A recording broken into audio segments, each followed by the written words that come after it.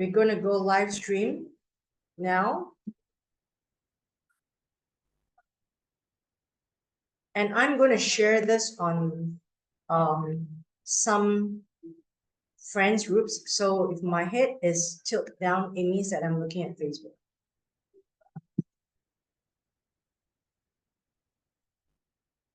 State of our world. And I'm going to introduce you, of course.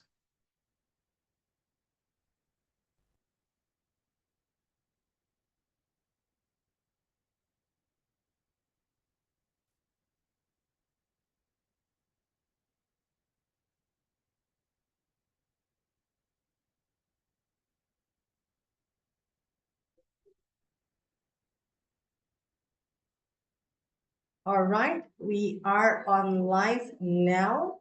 Let me make some adjustments to my privacy. Yes, and we are on live right here. I'm your host, and we've got a co-host, Lillian Cardwell, over there in Pennsylvania.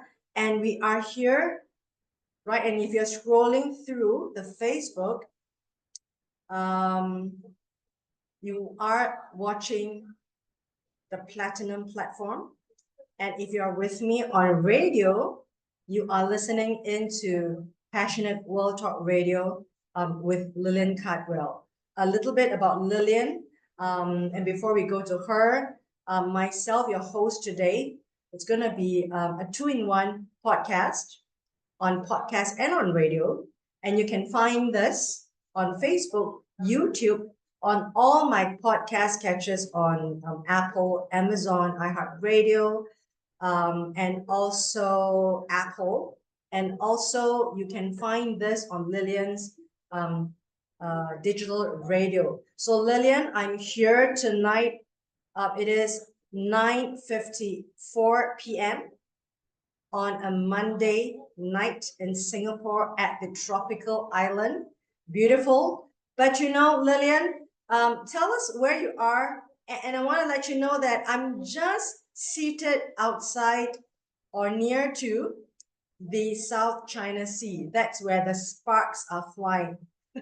So Lillian, over to you. Tell your listeners and my listeners and the audience where you are, and then take it away from here. I am located in a city called Warnersville, which is right outside of Reading, the infamous Reading Railroad one finds on the Monopoly board. In fact, a side note, Monopoly makers wanted to get rid of the Reading Railroad. And they received so many living in Reading that they decided to keep the Reading Railroad up and running on the Monopoly board.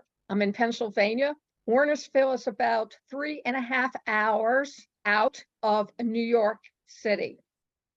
We're about an hour and a half away northwest of Philadelphia. But you can find us very easily. We're on the map under Reading. Yeah. Warnersville has a lot of historical homes. Yeah, so if you ever come this way, you would enjoy visit you. I hope to visit you. So Lillian, we're into the new season podcast here on my show, which is State of Our World, Humanity for Better or for Worse. And you know, for the last couple of years, the world has never seen so much upheaval. From the pandemic, the world shut down in 2020, 2021, to post-pandemic era, and then the wars that came up. We are 2 years into the Ukraine-Russian war now, and then fires flare up in another part of the world. But Lillian, I just want to wish that we as Main Street people have a better life, a more peaceful life. But I also like to bring up that the war and post-pandemic times, post-pandemic era in economy has actually brought up inflation like never before, never seen in a whole economic history. You know, we are trying to tame inflation now. Hopefully, it doesn't do as much damage to our pocket, but I think it is eating to the cost of living for many people. Many people do feel it, much more so for people in the middle and lower middle income level. And that's my hope that, you know, things will go back to better, I should say. But there is also articles, news articles that I read that experts say we may not be able to prevent the Third World War. And Lillian, you are my special co-host, and I'm your special co-host today. I'd like your take to hear from you. You know, you've been through those times of wars. I'd like to hear those times and what's the difference between those times and now for the wars, and what do you see with your eyes now, and what do you perceive is going to happen, and when do you think the war is going to stop? Will it ever going to stop? And how is it going to affect now in the future? Lillian, over to you. Tell us about those times that you have lived through, the war times. I would like to start out and say, for the record, that ever since we climbed down from the trees, our behavior from our ape ancestors has not changed. If you look at our ape ancestors or monkeys, they are predominantly a vicious, battling species. There's one gorilla or monkey or whomever in the animal kingdom that is the leader. And then on separate levels, it follows down to the weakest one in the link. And human nature / behavior has not changed. And I believe because we have not evolved from this inherent behavior, that we are doomed on repeating the same mistakes that got us started in fighting using violent weapons. So one can be the victor and the other one be the loser. That is my own personal belief. So when we feel the ripple effects of discontent, anger, frustration, greed, appetite, these are all human behaviors.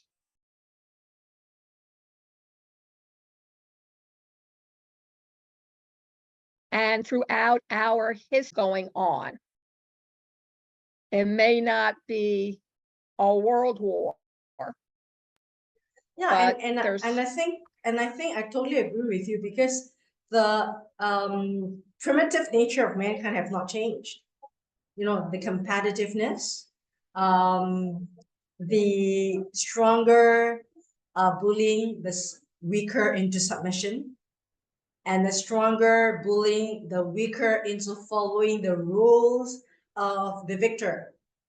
I think you brought up a very primitive yet truth about human nature that hasn't changed, and I don't think it will ever change. It's almost like breathing, right? Can we not breathe?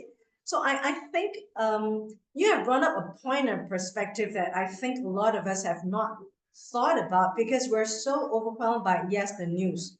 And it's so much, if you look at what's happening right now, yes, the bully, the victor, wants to bully the weaker and the smaller to follow what the victor wants. And I think you're right, because it happens throughout the world. It happens in companies, it happens in families, it happens in the marketplace. It's a fundamental, innate nature of animals in the animal kingdom, even in classrooms, among children. And that's why you've got children trying to bully other children, right? So I think you do hit the nail on the head. And I want to ask you, Lillian. People hate. People Yeah. are taught. I think that kids are taught by their parents likes and dislikes, their fear of something new. We haven't Fear. yet been invaded, and yet people are already afraid of the aliens. Aliens meaning Strangers. immigration. Yeah, yeah, yeah. I mean, I love the way you put it. Sounds really simple, but it goes into the fundamental making of the animal kingdom or civilization.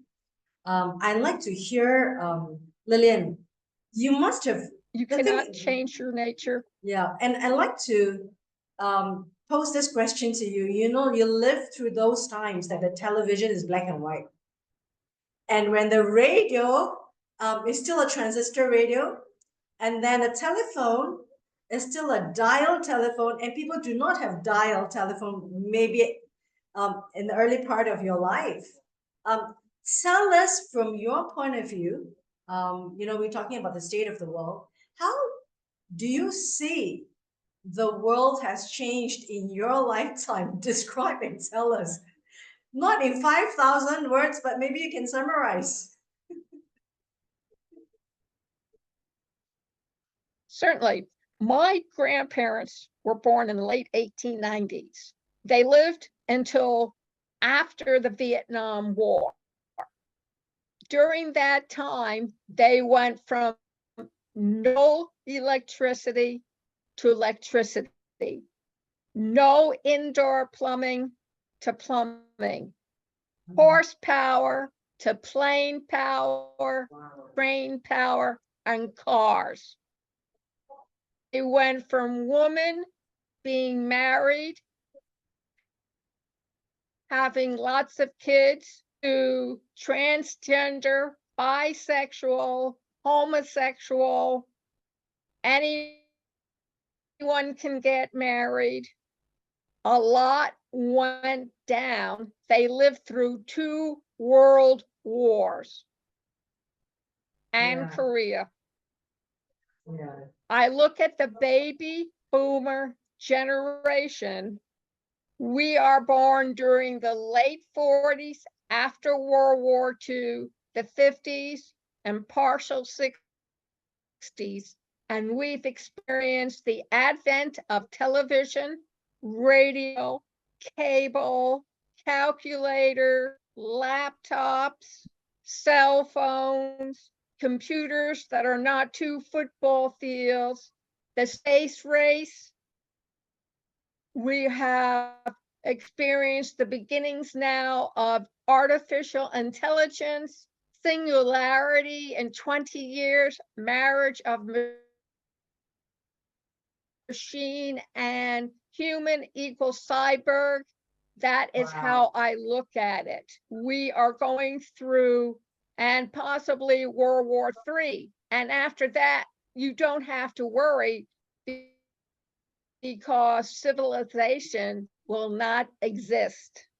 The US has a new bomb, but they can't test it because it's too dangerous to humans. Yeah, you know, I like the way you encapsulated it in like 3 sentences. From no electricity, no plumbing, to television, from horsepower to plane power, aerospace, and then now to the era of television, Wi-Fi, and then to the Zoom era, to the digital era, and now we are into the AI era. And I've got a question for you. You know, the way that you encapsulate, it's such a huge, huge reflection because you lived through it, your parents lived through it, and I'm living, and you know, the generations are living in this era. And that curve has never been steeper in the whole of mankind or the whole of history. And therefore, the state of our world, I'm so intrigued in talking about it again and again because we have to stop, pause, take stock, and then review, evaluate, and look back before straining ahead. So I want to ask you, Lillian, my next question. You know, you and your parents and your grandparents have seen through this change in human history in the last 100 years or more. Now I'm going to ask you this question. Has civilization changed beside the composition thing? Has civilization elevated? Has education done anything for us? Has civilization become better? Have we risen? And the next question is, do you think humanity, are we headed for better or for worse? Now, these are big questions. Over to you, Lillian. I really want to hear your words of wisdom. And I think the public needs to hear that, Okay, Lillian. I believe that our education system here in the States, I cannot speak for overseas, but here in the States, I don't believe that the education is keeping up with what is happening currently in today's business, technological, economic world.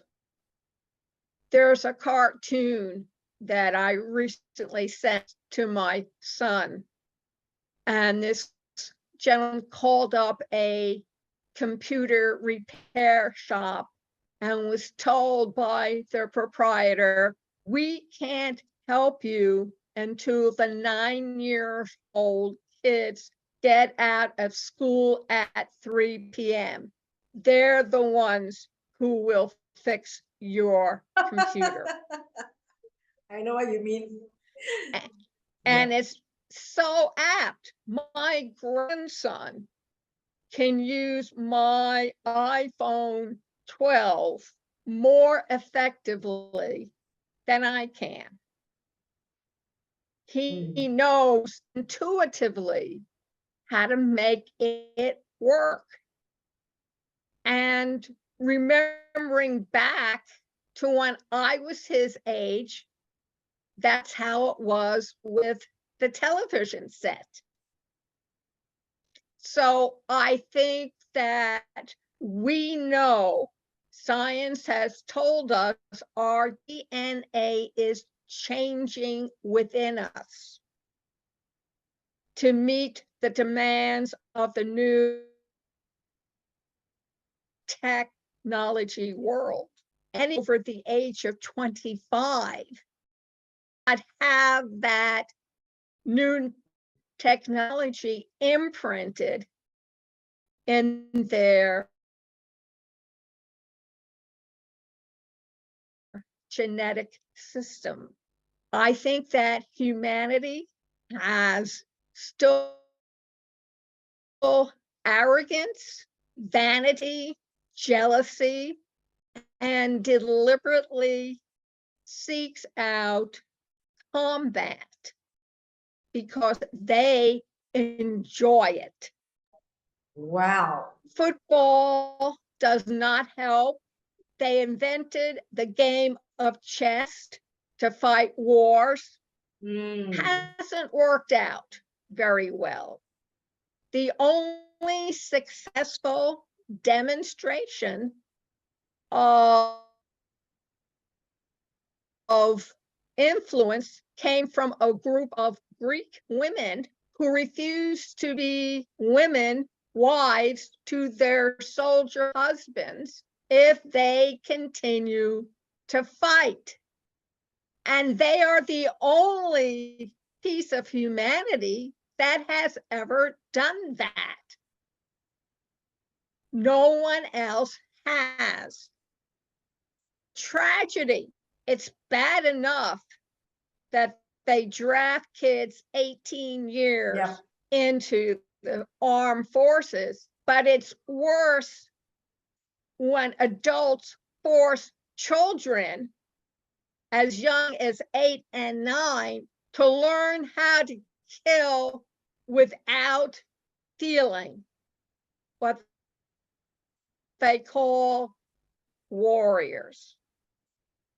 And to my mind, as long as they continue this type of behavior, humanity is Is doomed. doomed.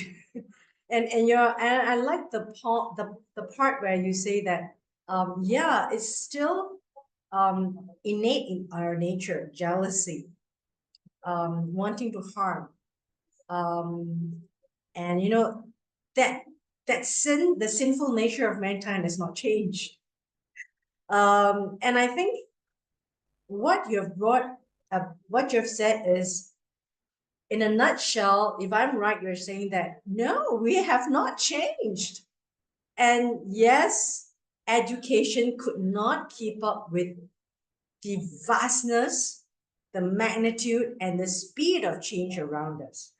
And I'm not even talking about formal education, right? We're talking about all forms of education, what your parents can pass to you, what you can share, your skills, your knowledge, like what you say, your grandchildren can handle the iPhones better than you. And I think you're right in that DNA part of nature, that sinful nature, has not changed. We may wear clothes better now. We get dressed better, maybe in silk, silver, gold, earrings and clothes, in designer costumes with makeup. But that nature of man hasn't changed. So my question to you, Lillian, which I'm so intrigued to hear. So when you say we are doomed, so humanity, for better, for worse, how better or how worse we will become, and which direction, like what you say, we're doomed, we will be doomed. How? And where do you see the kind of that timeline? What do you think the timeline is going to be within your lifetime? We're going to be doomed. I think that it depends on whether or not people recognize that it's easy to destroy and very difficult to rebuild. Yeah. And I think that ordinary, everyday people have the power to prevent another world war, but they need to recognize that they will always have to pay a price. They will always have to sacrifice something and achieve what they most desire. And since most people don't want to give up something they cherish or love, that it's very difficult for that to happen.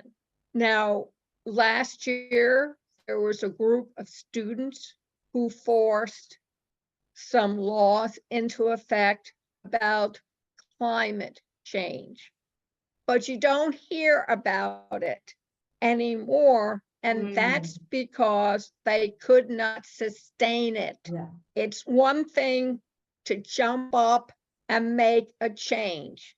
It's quite a different matter to keep it going Yeah, and moving and growing. true. And until we do that, then it will be impossible to change anything. However, my station manager and I had a recent conversation, and we both believe that when women become all powerful, that instead of going to war, we will negotiate and talk things over until both sides, because we multitask. Men plod on doing one thing because they are incapable of multitasking. Tasking. I know, I was married. If you're married, you see it in your spouse. Admit it. They can only do one thing at one time. That's all they're capable of Yeah. So Lillian, handling. my Women are different. so my question to you is, how bad, how worse are we gonna be, humanity? How much more worse than we are right now? I mean, we're talking about, um, humanity plundering the world. You talked about climate change. We've got lots of plastics in our food, microplastics that go into the food chain. The ocean is already polluted.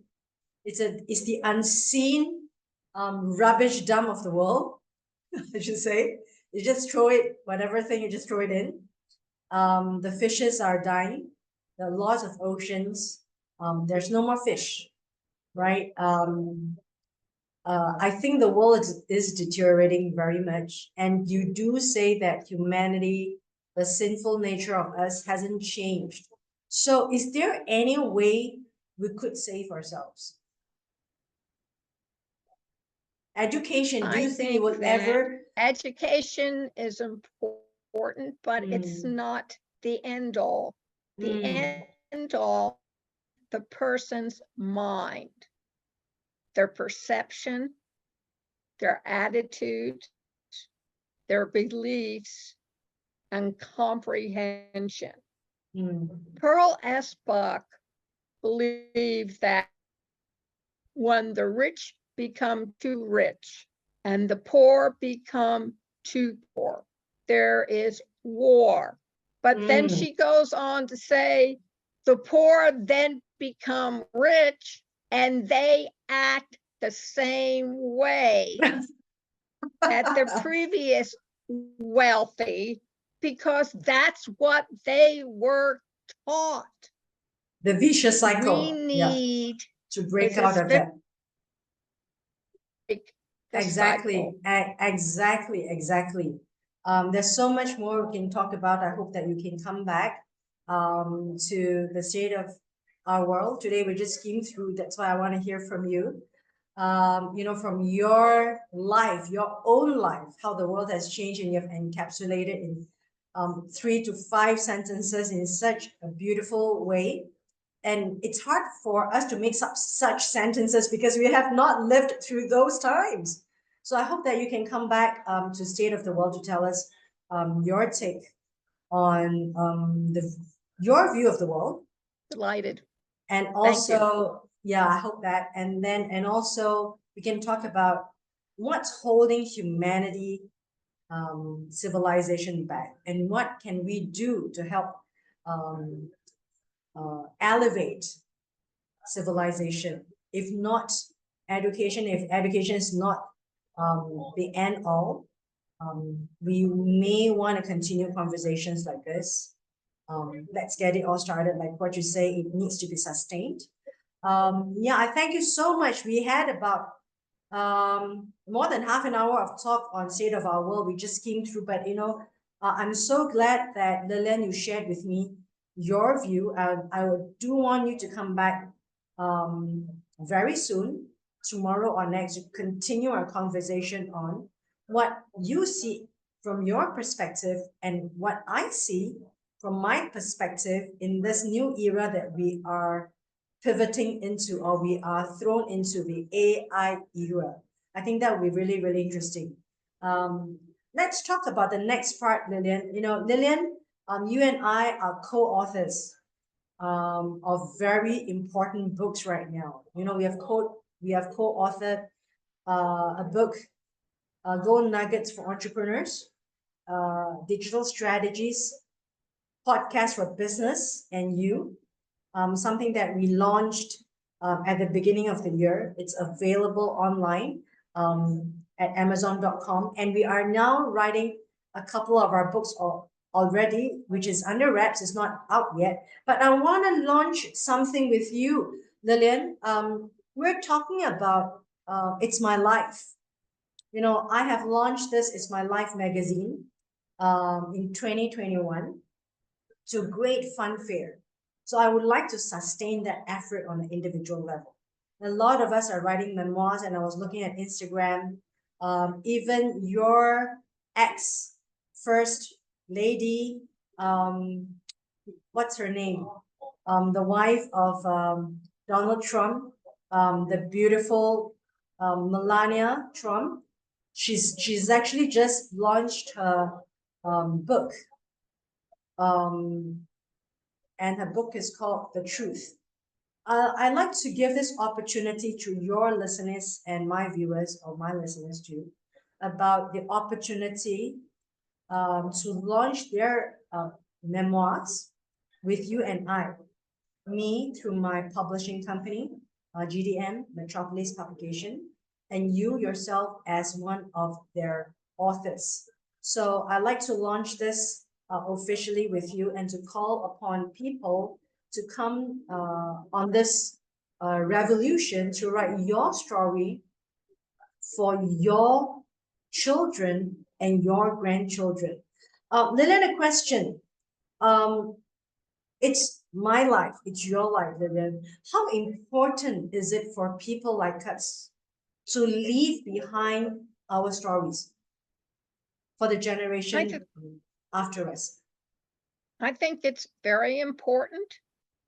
It's unfortunate that the younger generation does not want their history. They just want to live for the present. However, there is another old story about a group, a tribe, who ran out of natural resources and had to move from A to B. And because they were going to move fast, they did not take any of the elders with them. And when they finally found what they thought was the promised land, the chief turned around to the council full of young people and said, "What do you think?" And they shrugged their shoulders and said, "Why not?"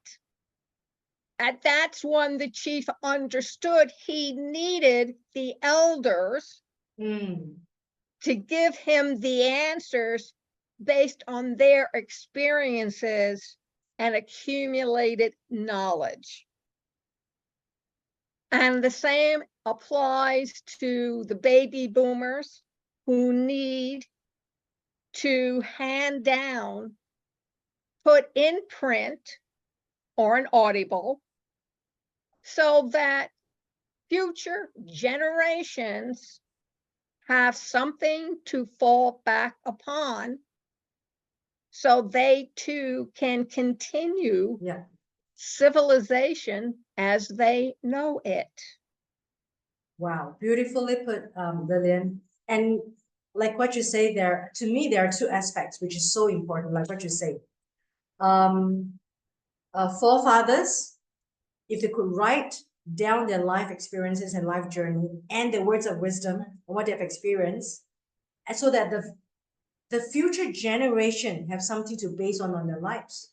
It makes it easier. They learn something they could apply. And I also look at it at a micro personal level. If you write your memoir, your children read it, and your children's children read it. To me, it's such a powerful thing. I mean, I've got my book here. Let me just share with you, Lillian. I think I've shared with you many times. Now, I really wanted to talk about It's My Life. It's an opportunity for people to reach out to Lillian. If you're listening in from your digital station, Passionate World Talk Radio, your listening audience, and your listeners. My mother has lived her life. She was widowed at the age of 30s, in her 30s, which is a really young age. And she brought us up really hard, really tough. I did not write a lot of her stories. Okay. I never had a close relationship with my mother. There was always a lot of tension, competition, misunderstanding, non-communication, a lot of times when you think that, hey, she should be doing this for me. And she is thinking that, hey, she should be doing this for me. And I'm thinking, why should I listen to her? And she's thinking, why isn't she listening to me? So there's a lot of tension in a relationship. And I always loved her so much. But the love just does not show, Lillian. It just could not show in a very for me in the eastern part of the world. You don't show your love, but there are still a lot of people from whatever culture. You don't really show your love. Now my point is, after she left, I wanted to remember her stories, and I find I couldn't. How sad it is, Lillian, that I wanted to document her life. I didn't want her to just disappear. Now, this is a chance for people to document your life so that when you go through your life, you know these are the stories you want to pass down to people who want to remember you. To me, it's so powerful, the written word or the spoken word. To me, it's so powerful history. Because if you walk on earth and then you just, life is a vapor, Lillian. You know it and I know it. And the listeners who are listening in, viewers who are watching this, believe it or not, we've got very little shelf life. Hello? And you're deteriorating every moment. And your history is gone. So we are giving you this chance. Lillian and myself, I will publish the book, and Lillian's going to write the book with you to document your life, your story, so that you don't have regrets like me. Because I couldn't find a lot of stories, and it took me 5 years to write this. And I think this is just like part one. It was tough. And I remembered her through my dreams. This is Candle in the Wind, Dreams of a Daughter. It wasn't really about her life, but it's really about her communication with me through my dreams of her. And a lot of times in the dream, she never spoke. She never spoke. A lot of times in my dream, I just searched for her. And there were times when I met her, she couldn't speak. She just turned around and she left. And I had to wake up like, in tears and just asking like, why didn't you wait for me? Why? And these are real. This is something that I kept in a book. There's a candle here, right? You don't want this to happen to you. If you're a child, you want to write this for your mother. You want to write this for your father. You can give this as a book, as a gift to them.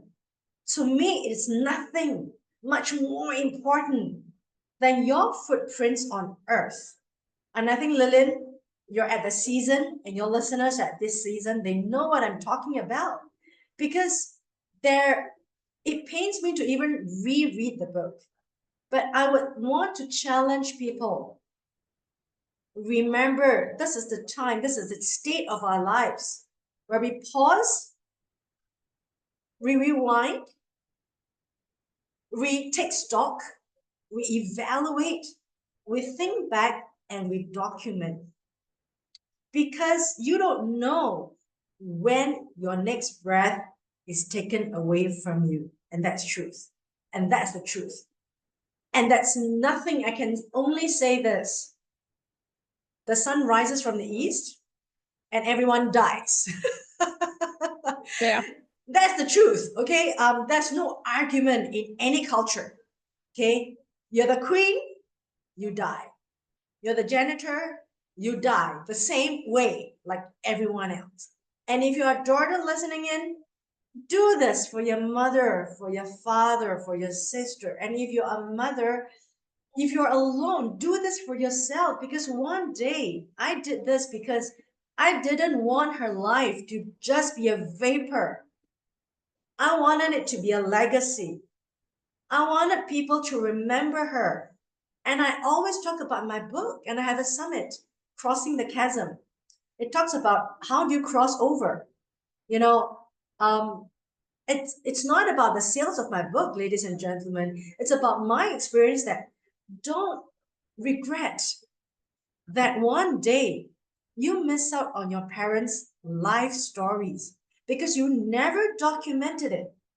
You couldn't find that piece of jigsaw puzzle of history. And I want you to do that tonight.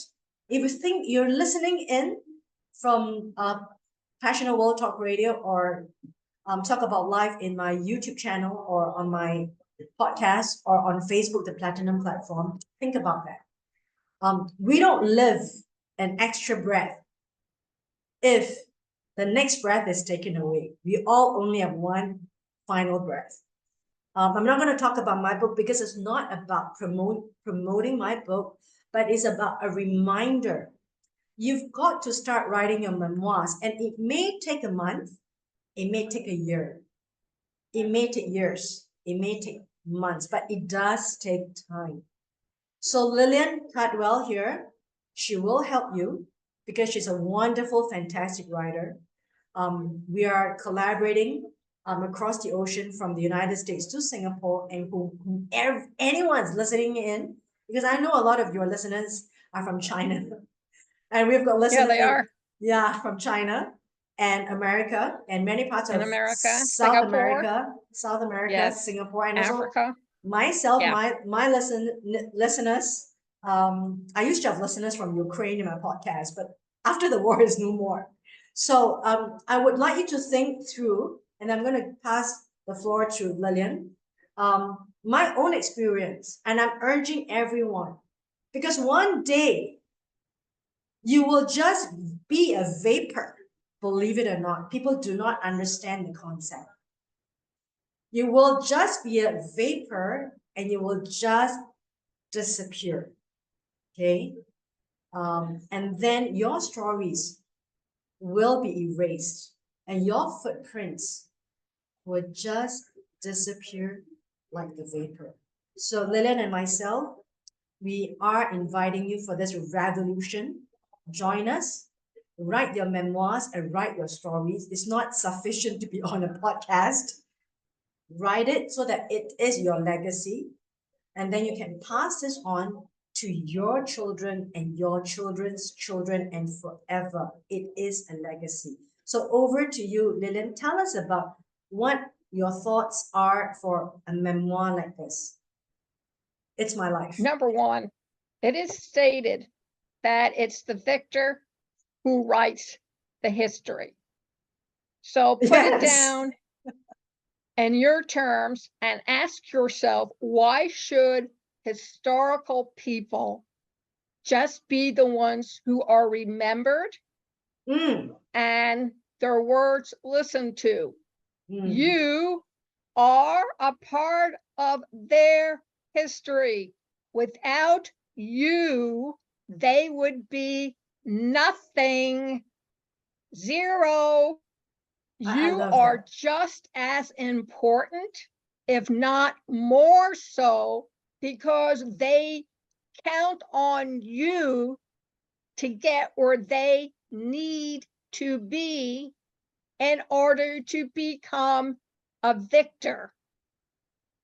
Become a victor yourself. Yes. I love that. Have your words immortalized. Yeah, and I would like to promote Lillian, not just because you're my co-host, but because we have collaborated so many times. You're such a great writer with speed, with accuracy, with clarity, and your seven C's of communication. You know, in our book, I would really like Lillian to hold your hand, whomever is listening in, to go through the process of writing the memoir. It could be verbal and audio that is translated into words that she will write and she will compile, and then it will be handed over to me. Now, these work to me are work, they are work for humanity. They are work for you. And I like the way Lillian, you put in history is only history is only written from the point of view of the victor. Yes. Why haven't I thought about that? The education system, it's only how the people, the policy makers, they want it, right? The people who win. People win. So I really urge everyone today, you hear about our launch, is about our international collaboration. It's going to be between, it's going to be written in America by Lillian Cardwell with you, together with you, and also published by myself, by my company, my digital company, GDM Metropolis Publications. And it will be available on Amazon for you because it's going to be immortalized. It's going to be your legacy. Like what I tell many people, on my tombstone, there's going to be books that tell my story. So Lillian, the final 3 minutes over to you. We've talked about state of our world. I'd like you to come back to my season to talk about what are your hopes about this generation and for the next generation. And we want to talk about the AI era, something that we are being thrown into already. And we also want to talk about the books that we can help people write their history, to document their lives, their stories. And if you, ladies and gentlemen, listening in or watching this, if you think that you're not worthy, that is much more so. You should be writing about yourself because only you know you are worthy, and only you know that you have lived your stories, the struggles, the wars that have been through. I'm talking about mental war, physical war, the debates, the arguments, the fights. Your life is worth it. So your stories are worth it. So Lillian, over to you, the final 3 minutes to wrap this up about It's My Life. Final memoirs. thoughts. Remember those footprints that little girl discovered on a beach by mistake? What was she, 8, 9, 10 years old? Yeah. Of a prehistoric dinosaur? Think of yourself as leaving your human footprint for future generations to find. Because once your mark is there, it will be there forever. Yeah. And Lillian, and that's my final thought. These dinosaurs have been dead for how many millions of years?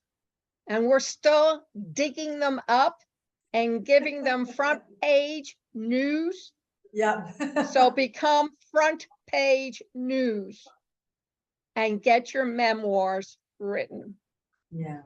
To me, it's so powerful. It's your story. To me, nothing is much more powerful than you and your story for yourself. Do it for yourself.